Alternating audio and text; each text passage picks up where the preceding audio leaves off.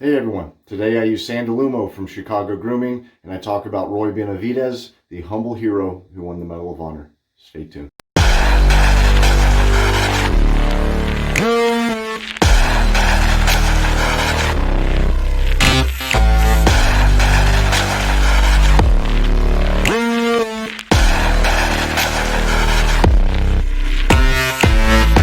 Good morning everybody, how's it going? John Bonham here, Cape Cod Wet Shaving. Another shave, another great day. Welcome back, or welcome in general if you're new. I shave and I talk about random history and people. So today's was a recommendation from a good buddy of mine, but before I get there, I'm going to mention what I'm using. The winner of the vote I did on Instagram was Sandalwood from Chicago Grooming. I every now and then, it had been a while, but every now and then I'll post a collection of soaps and I'll let followers pick them. And it was kind of a landslide victory with Sandalwood. So I'm happy to see that. I haven't used it on here. Someone had said they don't see it posted at all, which made me want to use it all the more. But that's it, Sandalwood. I'm using the matching splash. My pre-shave, the only reason I didn't do my Secret Squirrel testing pre-shave I've been using is because it just wouldn't match with this at all. So I'm using my Lather and Wood. And I'm going to be using my number 63 post-shave balm from Provence. You can see where I dropped it, so that's fun. Made me cringe. I'll be using my 37W Rosewood from West Coast Shaving. And I haven't used them in a while, so I'm going to be using a derby blade in that. And I will also be using my Rosewood Omega Boar brush. So, oh, and coffee. Kind of a weird one. This is a company called Joffrey's, and this is a candy apple and cinnamon coffee that I picked up at Marshall's, if you can believe it or not. Really good, actually. This is why I love this time of year. Also why my body hates this time of year, because goodies come out. So, if no one's ever heard of this soap, it is a sandalwood soap, but it has, I wrote it down, Hawaiian sandalwood, purple sandalwood, oud, and smoke. Simple scent profiles, there's probably a few more in there. I don't think Vito listed all of them. But I bought this from Andy at the shave store, the wet shaving store. Hi Andy, how are you? Along with a couple others. Montrose Beach, I believe, was the other one I got.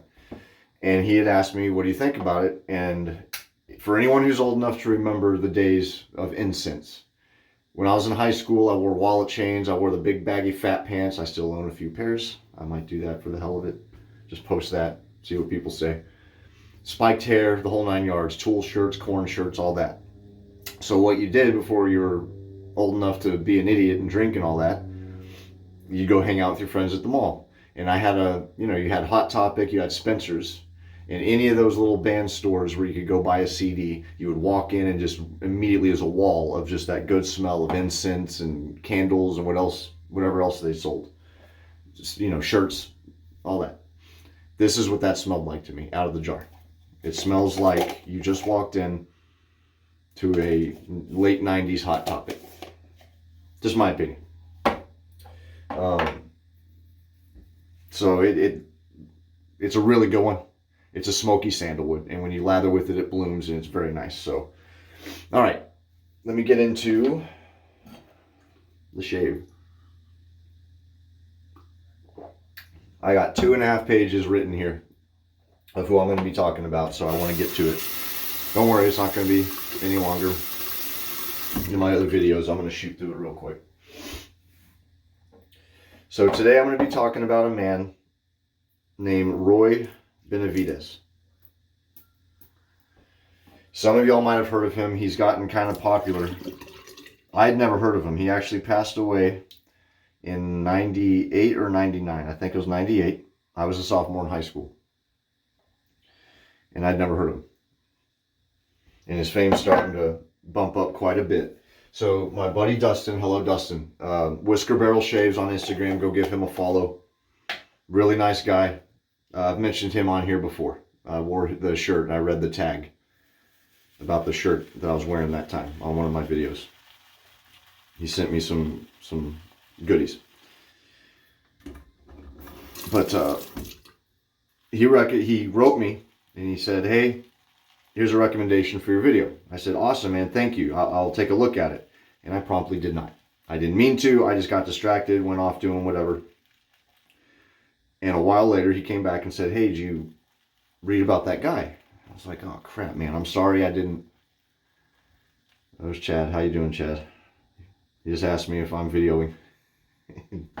Yes. Chad from Talbot Shaving. He and I were going to chat on the phone later today. Sorry, buddy. I'll call you when I'm done. Anyway, so he said, have you checked it out? And I was honest. I didn't mean to. I said, no, man. I've just been busy. I don't mean to do that. It's just how I am. And he said, well, you should check this guy out. He's right up your alley. You'd like it. I said, all right. He said, he threw in, he's a fellow Texan. I went, oh, okay. And the rest of the day goes by. He messages me again. Did you read it? I said, damn it. I'm sorry, man. I didn't mean to. So I did. I walked over somewhere. I sat down, and he had sent me a link to a video, and I watched the video. It was about a 45-minute long video. Without interruption, I watched it from beginning to end. It was a speech of him talking about his ordeal he went through, and I just was like, this is epic. So, Dustin, thank you, man. And I'm also going to say, go look. He has a Wikipedia, but there's also stuff written about him online. There's a book written called Legend about him. Please, I encourage you to go look up all of that stuff. Because this guy's story is just amazing. And it's one, again, that I can't believe isn't out there. There should be a movie about this guy. So with that being done, let me wet my face. I was lathering. Benavidez soaps are a little on the harder side. So I just wanted to make sure I got a good lather going.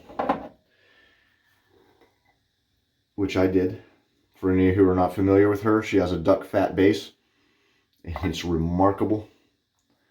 So, all right. Roy Benavidez was born Raul Perez Roy Benavidez. Raul Perez Roy Benavidez. Try to throw in the accent there. The proper pronunciation, not the accent, excuse me. He was born August 5th, 1935 in Cuero, Texas. Now, Cuero, Texas, I do know where that is. A lot of people are surprised when I don't know where Texas is, but I mean, it's the second largest state in the U.S., so what do you want from me? But Cuero, surprisingly, I did know. It's near Victoria, which is a town on the way to Corpus Christi, which I used to visit all the time in my childhood. We go to Padre Island and stuff, and I had an aunt and uncle. Hello, Aunt Gloria, and my late Uncle David, who lived in Corpus Christi. Great memories. Hi, Mom. Haven't said hi to you on here in a very long time. My mom's brother. Anyhow, so Cuero is near Victoria. It's not on the way to Corpus, but we did pass it on the way to Corpus, like signs and the like. His father died when he was only 2 years old. His mother died of the same thing 5 years later. His dad died of tuberculosis. And his mother also died of tuberculosis when he was 7. That's a rough start, this poor guy.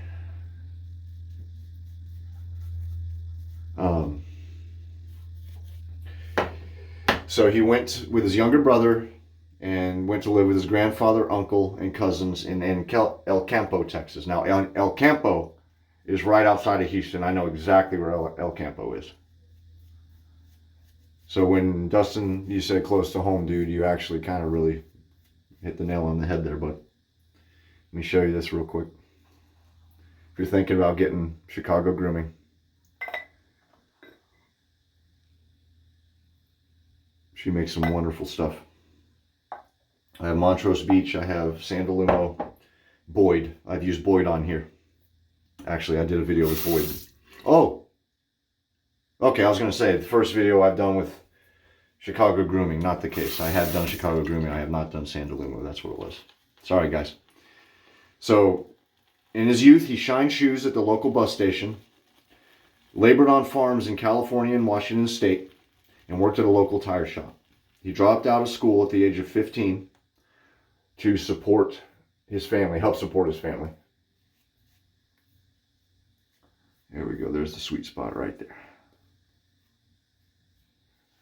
Oh, yeah. Look at that lather, guys.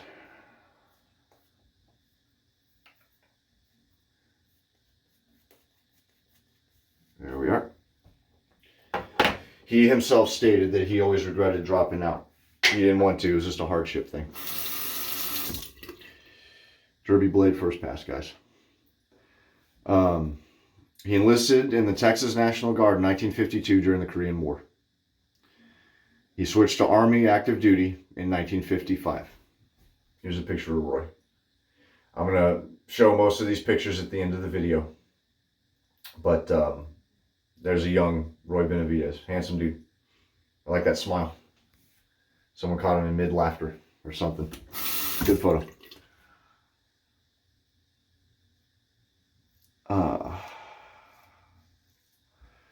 So he got married in 1959. Completed Airborne Training. He joined the Airborne. He said he joined the Airborne because he had heard somewhere that you could make more money.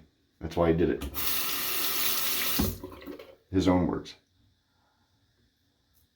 He qualified for it, trained for it. He was assigned to the 82nd Airborne at Fort Bragg, North Carolina. He later joined the Special Forces, also known as the Green Berets. He had said that he basically found his calling. He was good at it. Obviously, for joining the Berets. In 1965, he was sent to South Vietnam as a Special Forces advisor to the South Vietnamese Army. And they had a long title, the South Vietnamese Army. I just wrote South Vietnamese Army.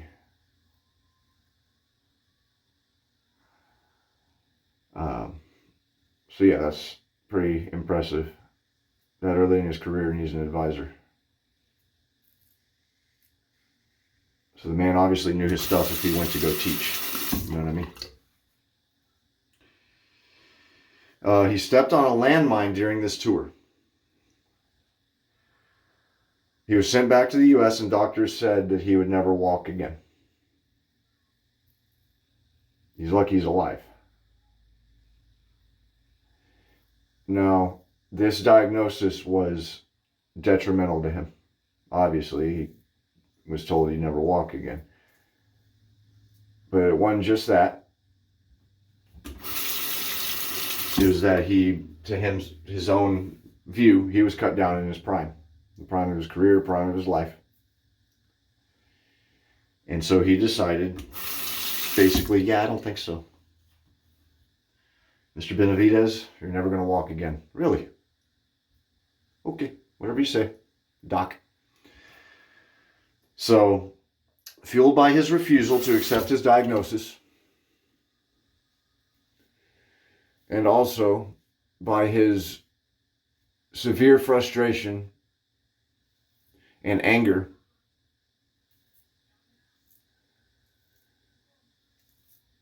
at the attitude of the Vietnam War at the time. People,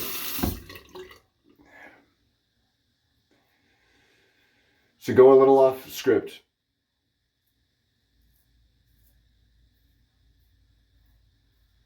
and doing a rare thing, which is voicing kind of an almost political, not belief, outlook, I'll say. Not scolding or chiding or anything. But I've raised my kids to appreciate the uniform. We go up, we shake hands, we say thank you for your service, that kind of thing. And one of the people, did you hear my voice just change? Sound like the teenager from The Simpsons. One of the people, I make sure I go out of my way, and I literally mean that. I'll leave a line in the grocery store where I'm checking out to walk up to a soldier wearing a Vietnam veteran hat. And I'll make sure I shake his hand, because those guys had it rough. They had it horrible in the war itself, if you read some of the stuff they went through. But they also would come home and they'd have rocks thrown at them, spit at. Horrible treatment when they got home. So, my own personal beliefs, I think you should thank a vet if you see a vet. That's my opinion. Not to get political. I'm not trying to get political. I'm just saying that's just the way we are. And almost certainly people on here will agree with me. A lot of you guys I'm buddies with are military or ex-military, so you know exactly what I'm talking about. And you know what? And I'll be honest, when I wore the uniform and I had people walk up to me, it felt really good, man. It really did. Because, I mean, there were guys out there, still are, doing more than I personally think I did, and I get crap for this all the time. But I don't think I did as much as what a lot of these guys are doing. So in some ways I felt unworthy of it, but it felt good. Felt nice. It felt like what I was doing was right. So anyway. So he would see these flag burnings and everything happening on TV. And he got pissed off.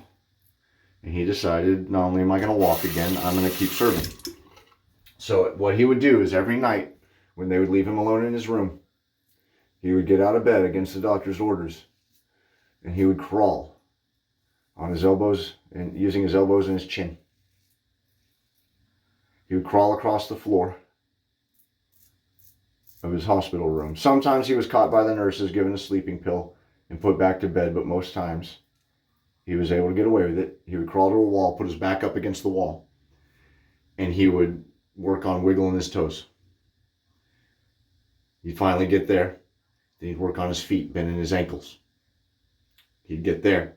And finally, he had made enough progress that he was able to use his legs to push himself up this wall with his back to it. And then he could stand up and learn to put weight on his legs again. And he said that some nights the pain was so bad that he was crying, literally.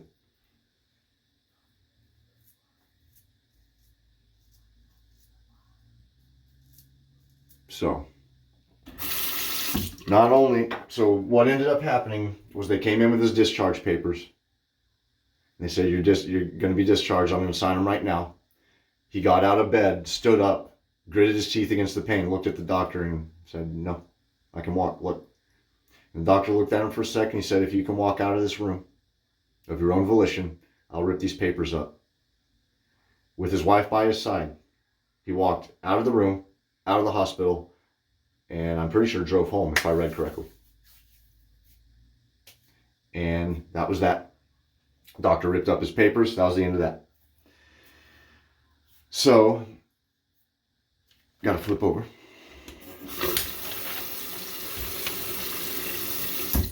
When I first started doing these, I was hiding the notes, but that's silly because obviously I'm looking at something here. I do take vigorous notes when I do this stuff, though. I want to make sure I get it right and do right by these people and places that I'm talking about. All right.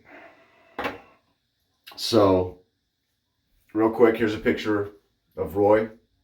That's his wife, and those are his kids. It's a good photo. I'm pretty sure this is judging by the look of it, it's early 80s. He was retired by now. Newly retired, probably. He retired in 77, I think. I'll get to that. That's a picture of him with his family. So July of 66 is when he walked out of the hospital. He returned to South Vietnam in January of 1968.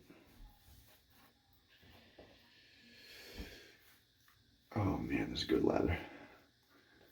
And when this stuff blooms, it does bloom up. The scent doesn't change a ton, but you get more of the smoke and you get more of the sandalwood out of it.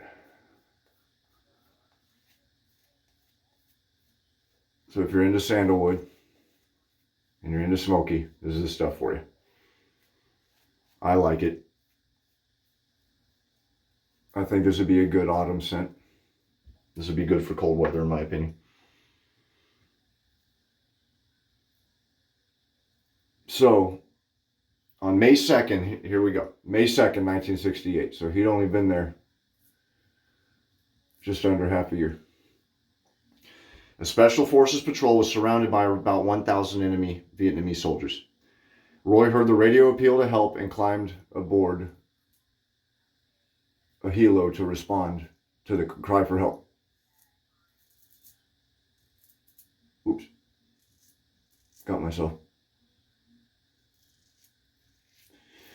So he wasn't ordered to go.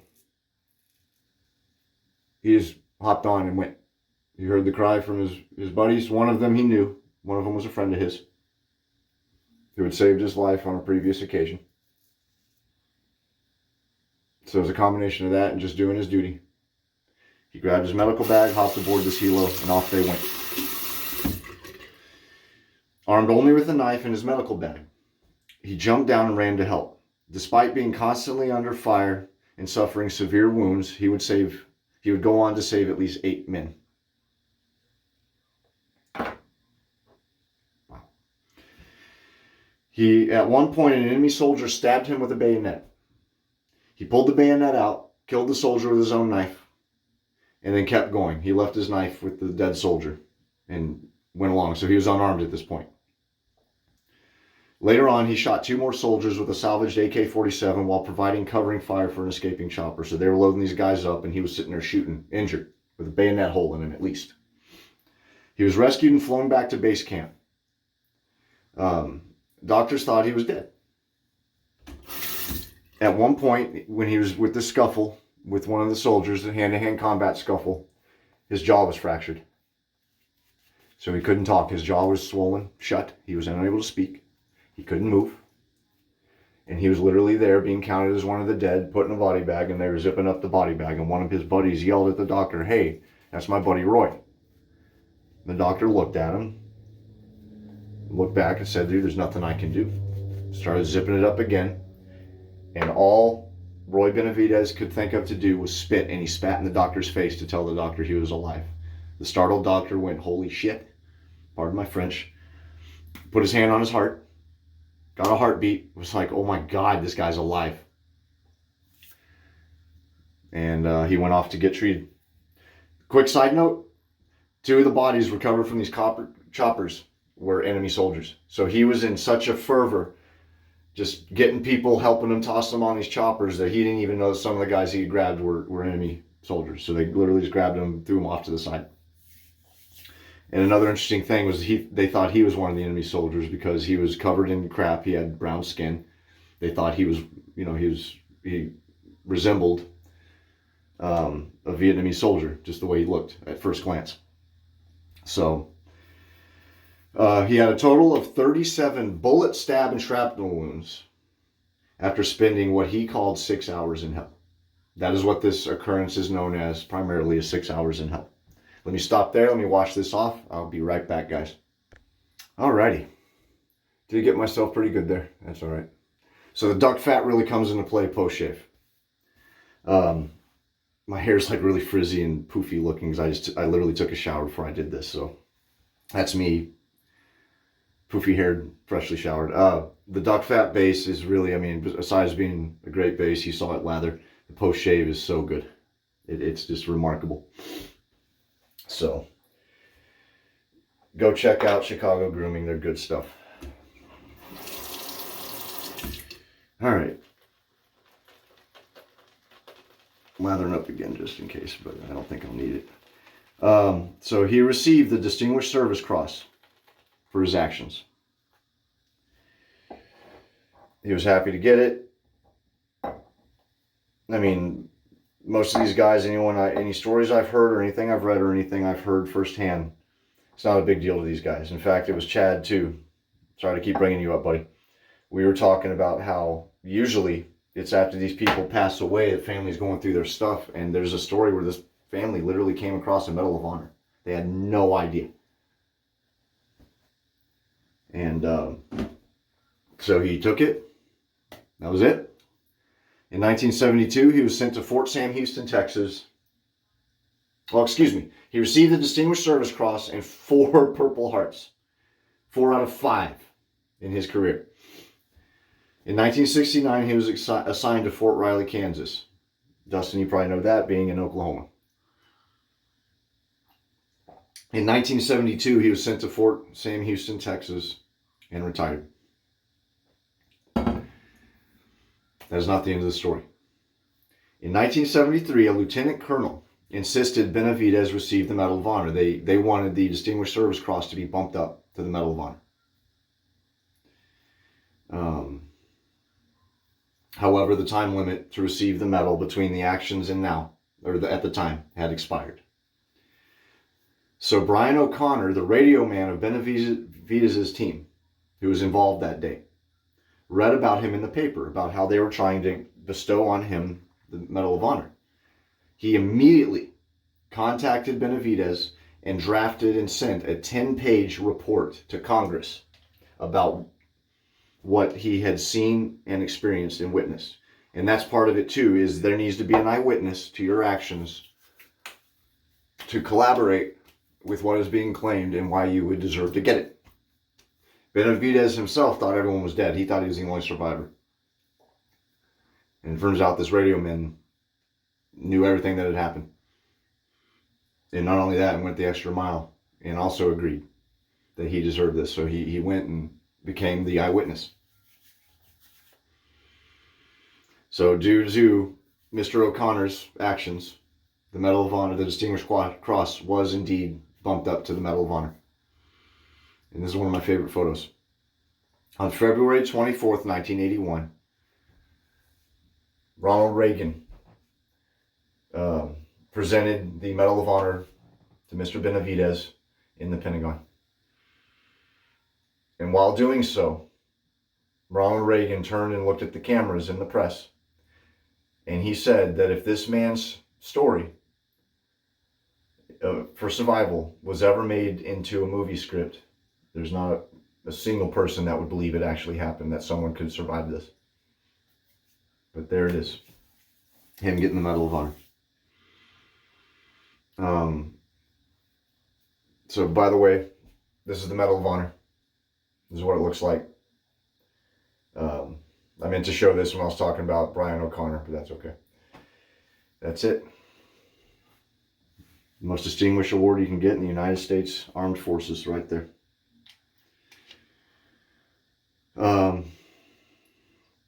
So Roy went and retired, enjoyed his family. Unfortunately, I wish he could have lived to a ripe old age, but he did not. He died November 29th in 1998 at the age of 63 due to respiratory failure. They say it was a complication of diabetes. He died in San Antonio, Texas, which I definitely know where that is, as I've been there. In fact, I still have a faded "Don't Mess with Texas" bumper sticker on my car right now that I bought at the Alamo from when we went there. So,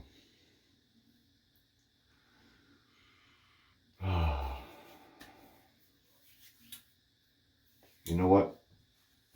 There's the sticker.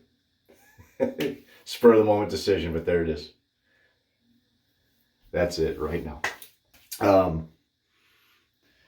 So, the top awards, he won a lot of awards. My God, his ribbon bar. You could have played hide and seek behind that thing. But the top awards he won were the Medal of Honor, 5 Purple Hearts, Defense Meritorious Service Medal, Meritorious Service Medal, the Army Commendation Medal, and the Texas Legislative Medal of Honor, which I'm assuming coincided with his Medal of Honor. I didn't look up when and how, or when he got them all, time frame wise, but. Alright guys, that's it. I know I'm pushing this video, but I actually did quite well. This is the abridged version of it. There's so much I left out, and that's part of the reason I'm kind of late with this video. I waited an extra day, because I wanted to make sure I got this.